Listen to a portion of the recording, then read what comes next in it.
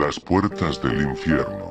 Historias de la Castañeda y las noticias del desorden, desolación y el francoterror continuaron filtrándose a la prensa.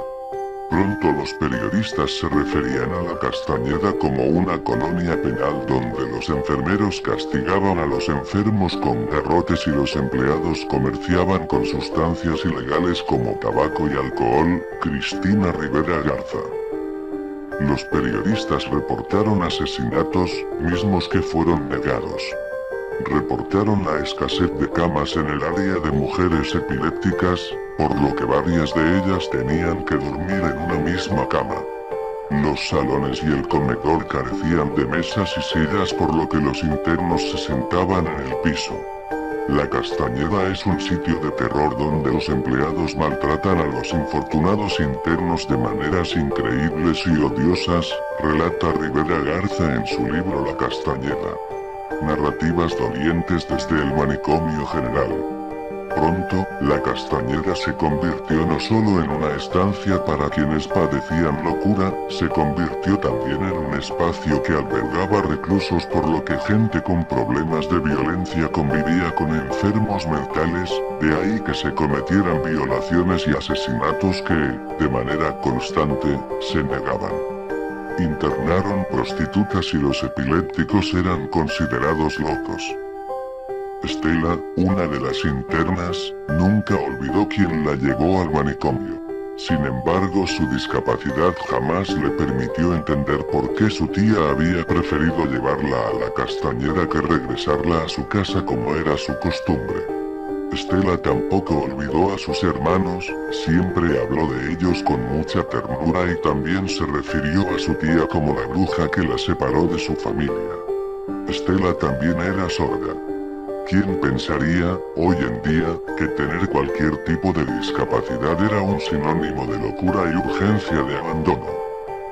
Hace algunos días salió en este mismo sitio un primer reportaje sobre algunas de las historias que, por azares del destino y porque las busqué, llegaron a mí.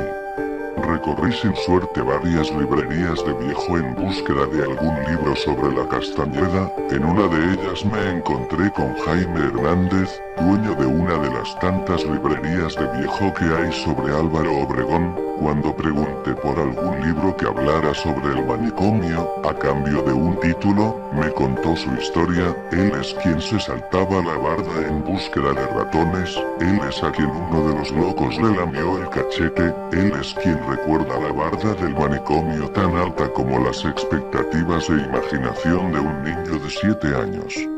Le pedí que me contara otras anécdotas pero no hay más en su memoria.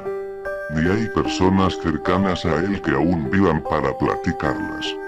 No tuve más éxito en ninguna otra librería de viejo por la zona y entonces recordé los libros viejos de mi abuelo. Recorrí los títulos de los libros que mi abuelo dejó como herencia. La suerte que no tuve en las librerías de viejo que visité, la tuve en un librero que lleva varios años en mi casa. Ahí estaba entonces, Mixcoac. Con la ayuda de este libro, que es una recopilación de historias de quienes vivieron o que aún viven en la zona conocida como Mixcoac, puedo compartirles lo que era Mixcoac antes y durante el manicomio de la Castañeda.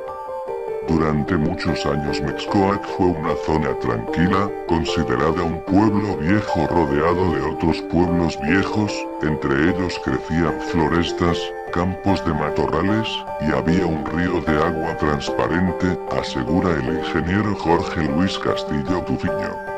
A finales del siglo XIX y principios del XX, Mixcoac era una zona en la que hombres ricos y políticos pasaban sus tardes calurosas de verano. Imaginen entonces, el tipo de casas que construyeron en la zona. Patios centrales, múltiples habitaciones que se conectaban entre ellas y vasos de agua fresca yendo y viniendo en las manos de sirvientes para complacer la sed de sus patrones.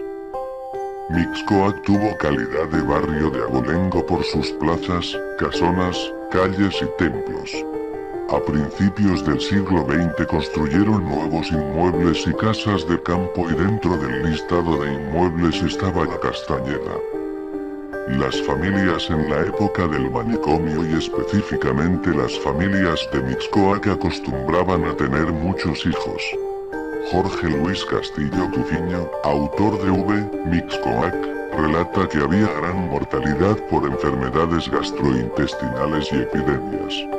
También en ese entonces el luto duraba un año y se velaba a los muertos en las casas.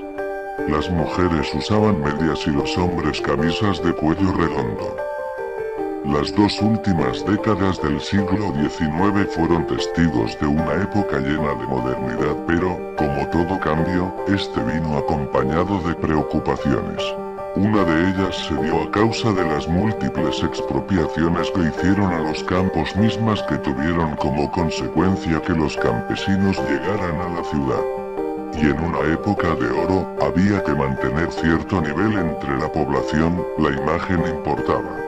Aquí viene lo bueno, la Castañeda no solo funcionaría como un recinto moderno en donde se trataría la locura como lo hacían en Estados Unidos y Europa, por supuesto eran el modelo a seguir, sería, además, un espacio que mantendría alejados a los pobres de una ciudad que debía mantenerse al nivel. Nunca tuvieron el interés de que la Castañeda se mantuviera aislada, estaba a media hora en tranvía de Mixcoac, y esta facilidad para llegar hacía que las visitas de familiares, si es que había, y las provisiones medicinales llegaran sin mayor complicación. Esta cercanía del manicomio con la ciudad hacía que de vez en vez se viera por las calles a uno que otro loco vestido de blanco, algunos eran hábiles escapistas sin un lugar al cual llegar. Pedro era experto en árboles. Vestía con un overol azul con un número marcado en su espalda. Héctor era un niño que gozaba de permisos para pasearse por los pasillos de la Castañeda y para entrar al cine al que no todos los enfermos mentales tenían acceso. ¿Quién era Héctor? Nada más y nada menos que el hijo del jefe de admisión a la Castañeda. Ahí estaban, Pedro y Héctor hablando sobre los árboles que rodeaban la Castañeda. Pedro hablaba de una manera tan apasionada sobre los árboles y tenía una forma tan precisa de explicar por qué unos son más frondosos que otros, que Héctor le creía, y no solo eso sino que esperaba más explicaciones al respecto. Sin embargo Pedro, de manera invariable después de un tiempo empezaba con el tic que lo caracterizaba como un enfermo mental. Se metía el dedo a la boca y con saliva rodeaba su muñeca mientras decía no la doy. Héctor se preguntaba siempre cómo es que un hombre que hablaba de una manera tan clara y contundente sobre un tema en un instante perdía toda cordura. Juanito también era un caso de atención ante los andares de Héctor. Juanito siempre decía ser millonario y gozaba de hacérselo saber a quien pudiera, no sin antes preguntarle a los enfermos, enfermeros o visitas, ¿cuánto dinero crees que tengo? Mucho, le respondía Héctor. Tengo más de 3 trillones de pesos. Por lo que mi familia por envidia y para quitármelo me ha encerrado aquí. Lo que comenzó como una oportunidad de crecimiento y modernidad en la psiquiatría mexicana se convirtió rápidamente en uno de los acontecimientos más penosos de la época. El manicomio no solo no fue uno de los mejores establecimientos médicos para tratar la locura, sino que con el paso de los años las autoridades y los psiquiatras lucharon incesantemente con los problemas de siempre. Sobrepoblación, falta de recursos y, con el tiempo, la indiferencia social, afirma Rivera Garza en su libro.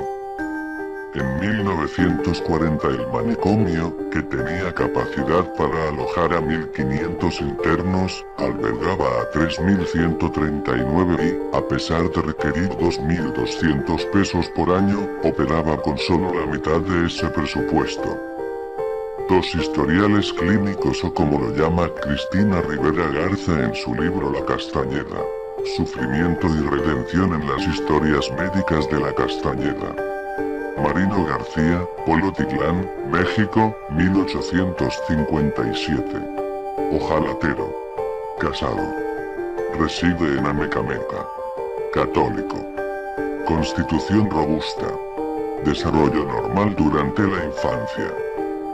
La persona que lo acompaña dice que, esta mañana, el señor García golpeó al general Tejada en el rostro, en Amecameca. Él no cree estar loco. Dice que habla con el Rey de los Cielos y que solo recibe órdenes de él. Esta es la razón por la cual no ha permitido que tenga lugar ningún examen. Él declara que necesita ser liberado de inmediato. Cuando habla con Dios, se arrodilla. Ideas delirantes de grandeza, absurdo, paradójico e incoherente. Su memoria es normal. Parece que su afectividad ha disminuido. No es posible examinarlo debido a su temperamento irascible. Cuando habla, sus labios y párpados tiemblan. Parálisis general progresiva. Masculino, 74 años de edad. Soltero. Polotitlán, Jalisco. Campesino. Con un memorándum de la 10ª demarcación de policía. Se desconoce por qué fue conducido aquí. Un policía lo acompaña a un anciano de aspecto ascético que ya había sido confinado hace años. Lo recuerda todo muy bien, incluso nombres. Él dice que es guardia, entonces sí que no está loco. Se opone a su admisión, a pesar de que acepta quedarse como jardinero. Él relata que, recientemente, la gente lo ha molestado en los cines. Dice que, allí, la gente dispara balas y que muchas de estas lo han tocado. Él intenta señalar el lugar y descubre su espalda y muestra su cabeza calva, pero no ha muerto porque su padre le ha dicho que él es Dios eterno. Existe un archivo histórico de la Secretaría de Salubridad y Asistencia, con 75.000 expedientes de los internos que formaron parte de la más grande institución de salud mental del Estado. A Marino lo dieron de alta porque podía vivir en sociedad, pero al poco tiempo de haber salido lo llevaron de nuevo al manicomio, y después de varias valoraciones le diagnosticaron psicosis paranoide. O la menos esa era el diagnóstico que le dio uno de los médicos que lo atendió a su regreso al manicomio. No fue el último diagnóstico y en realidad nunca hubo uno en definitivo. Médico tras médico, unos más preparados que otros refutaban el diagnóstico anterior y sugirieron uno nuevo que terminaba en el listado de diagnósticos pasados. Lo que sí se sabe de Marino es que tenía fe, era sumamente religioso y creía, además, en el plan divino de Dios. Creía que Dios decidiría su desenlace y, que además, lo mantendría alejado de todo mal. Se sabe también por lo que hay en los expedientes que fue su fe lo que le permitió sobrevivir a los 12 años de encierro y los que acontecieron en libertad antes de su muerte. Esta, tal como es la vida de Marino García. Su muerte. Alberto Carvajal, profesor e investigador de la Universidad Autónoma Metropolitana, se dedicó a buscar sobrevivientes de la Castañeda a 3 décadas de la clausura de este. Logró entrevistar a 50 personas. Yo no nací, me despertaron. ¿Y recuerda algo del pabellón donde estuvo, algo importante para usted? Me acuerdo que me iban a matar los electroshocks. Me dieron electroshocks, sí. Y recibía visitas en el manicomio. Pues 3 veces me fueron a visitar. ¿Cómo? 3 veces nomás, 4 veces. ¿4 veces? Sí. ¿Quién? Un señor me fue a visitar al manicomio y cuando estaba en el pabellón de reos y agitados, en el manicomio. ¿Y qué era de usted? Pues dicen que era mi tío, pero no. Porque yo no tengo familia. ¿Qué es de su familia? Yo no tengo familia.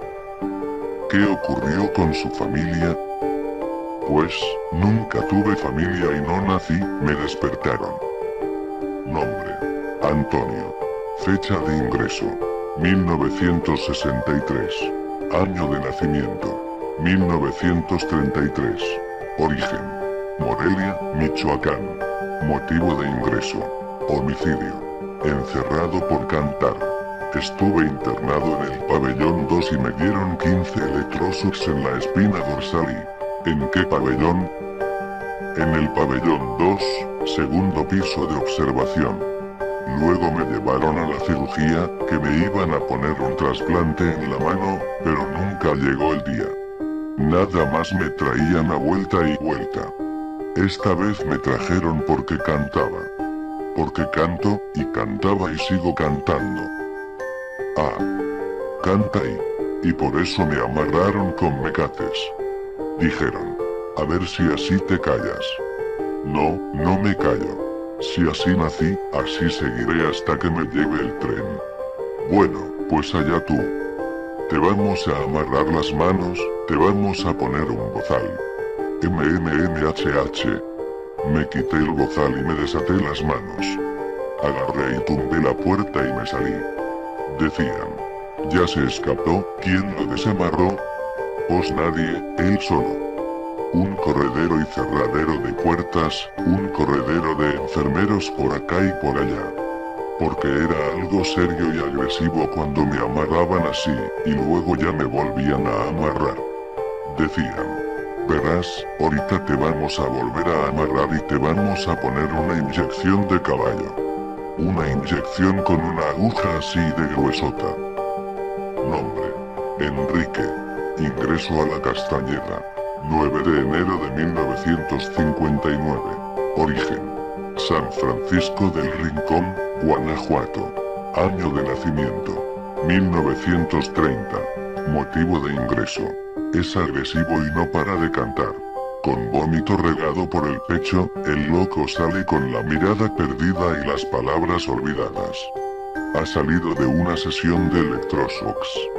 Ha salido de una oscuridad para entrar a otra. Bueno amigos, desde aquí les mando un terrorífico saludo, espero les haya gustado, me ayudaría mucho que compartieran este vídeo y manita arriba y suscríbanse a mi canal.